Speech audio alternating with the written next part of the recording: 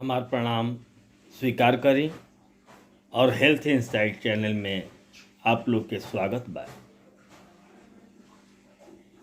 हमरे मन में एगो बात उठत बा, यही से आज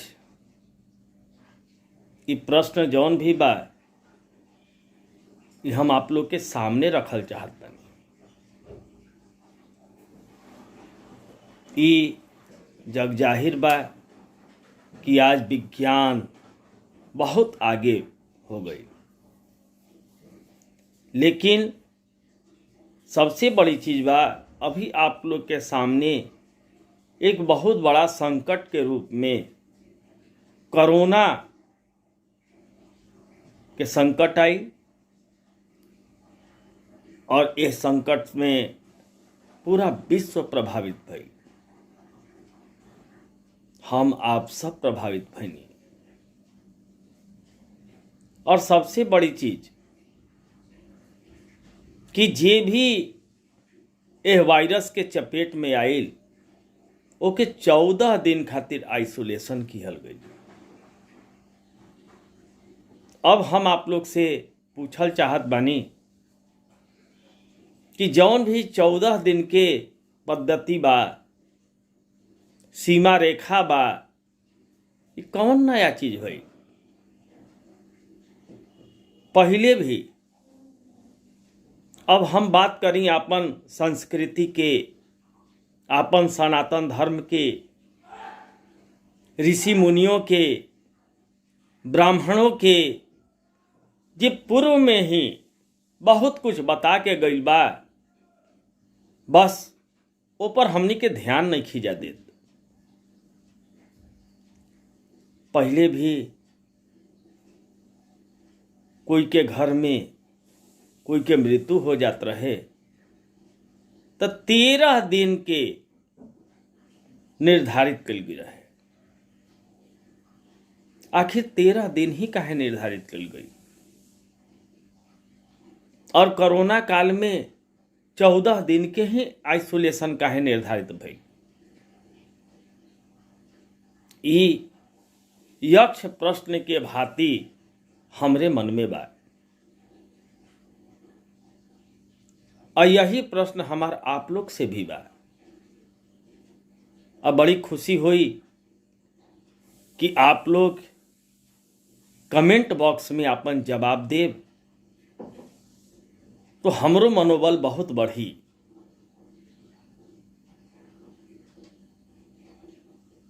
तो सबसे बड़ी चीज बा कि हम अपने प्रश्न पर वापस आवत बानी। जौन भी हमरे ओकरे प्रति जवाब या समाधान आ रहल बा उहे हम आपके सामने रख रहल बानी। हमार पूर्वज मनीषी ब्राह्मण पहले ही बता चुकल बाड़न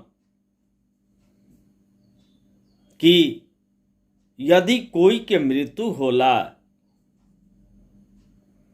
चाहे वो बीमारी से हुई चाहे वृद्धावस्था के कारण हुई, वृद्धावस्था बीमारियों के समुद्र होला। नाना प्रकार की बीमारी वृद्धावस्था में होला। तो मरणोपरांत जौन भी वायरस बा वो वायरस के प्रभाव अधिकतम 13 दिन तक होला।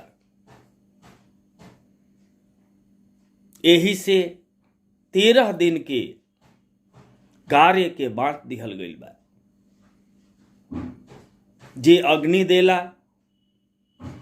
13 दिन तक वो घर में किनारे रहेला।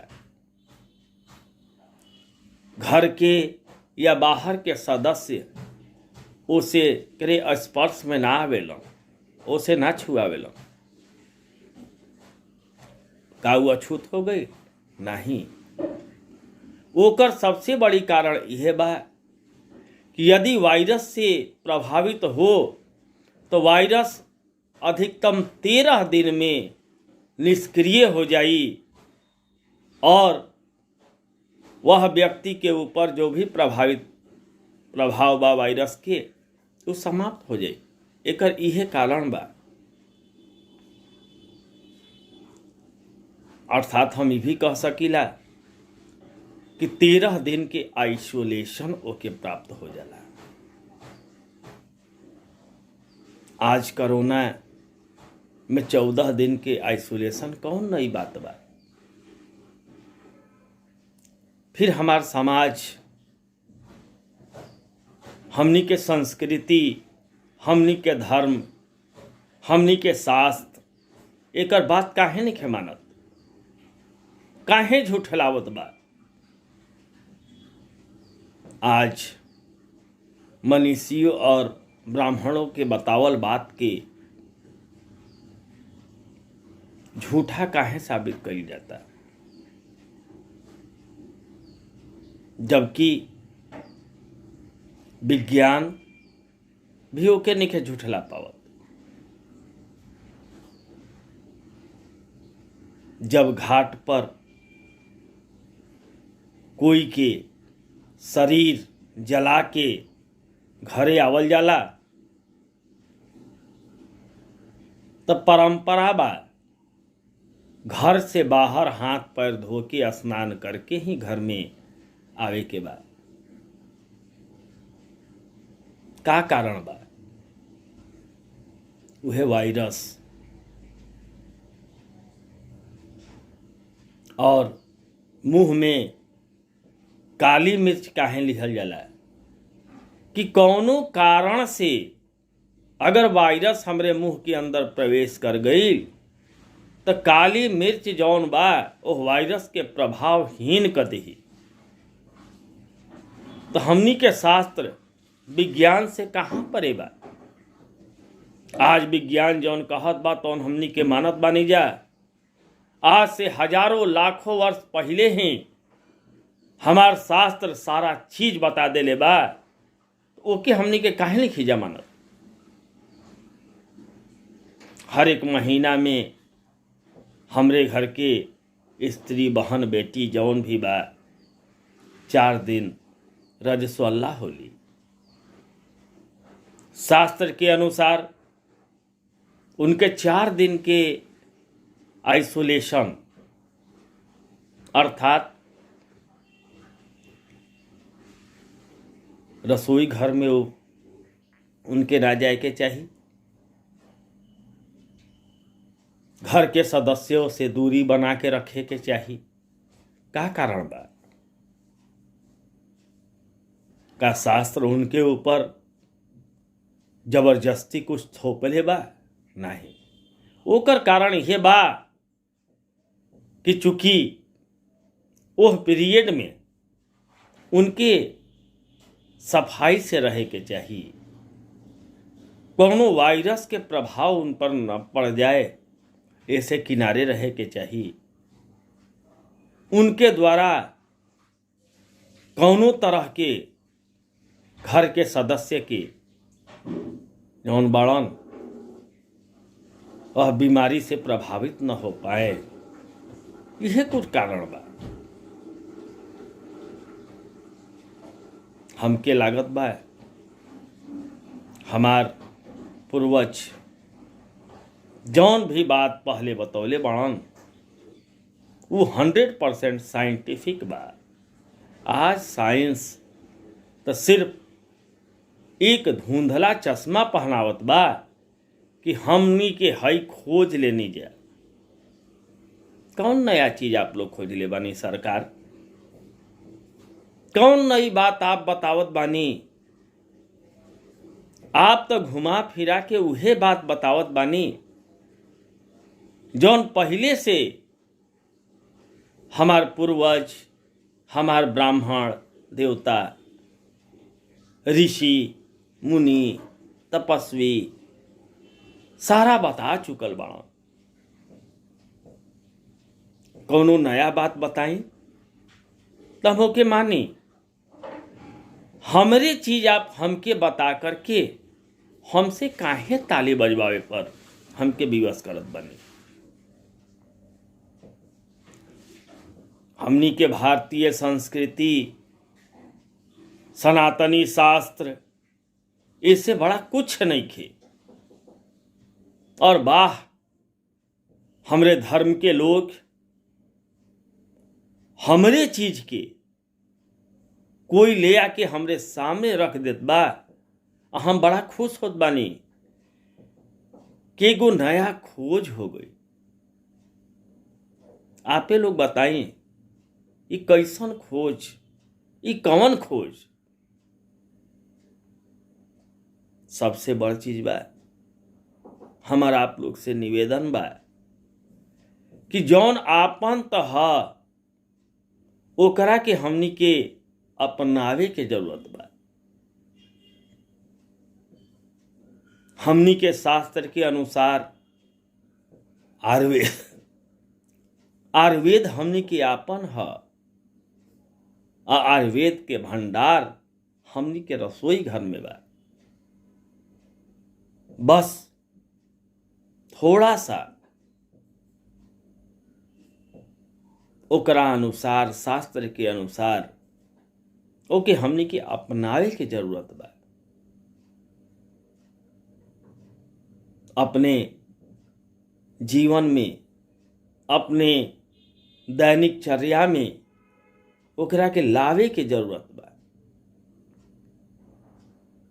पश्चिमी सभ्यता बहुत दूर बा, हमनी के सभ्यता के पास सब कुछ बा। कहीं भी हमनी के चैलेंज कर सके नहीं जा।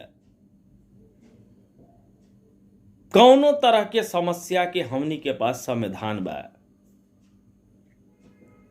हमनी के शास्त्र के पास समाधान बा, निराकरण बा। ओहू में पैमाना निर्धारित बा। बस आपन पौराणिक चीज के खोजे के जरूरत बा, ओकर ज्ञान प्राप्त करे के चीज बा, ओकरे बारे में जाने के प्रयास करे के जरूरत बा। हर एक चीज हमनी के पास बा, फिर हमनी के काहे भटकता नहीं? कौन चीज के खोज? कौनो तो नया नहीं खे, सब पुराना बा। हमार पहले भी आप लोग से निवेदन रहल बा कि जौन भी अगर हमरे बात में अच्छाई नहीं, गलती अगर आप लोग हमार बताई तो हमके बड़ा खुशी हुई। हम आप लोग से यह बतावल चाहत बानी कि सनातनी प्रयोग करी, पाश्चात्य प्रयोग करे के कौनो आवश्यकता नहीं खे। आ सनातनी प्रयोग हमनी के सबल बनाई। अब भ्रम में बिल्कुल रहे के जरूरत नहीं है। हम आप लोग के सामने फिर कई तरह के प्रश्न लेके आई, सामाजिक, स्वास्थ्य, हर एक तरह के, धार्मिक, अध्यात्म, अपन सनातनी टोटका, हर एक चीज।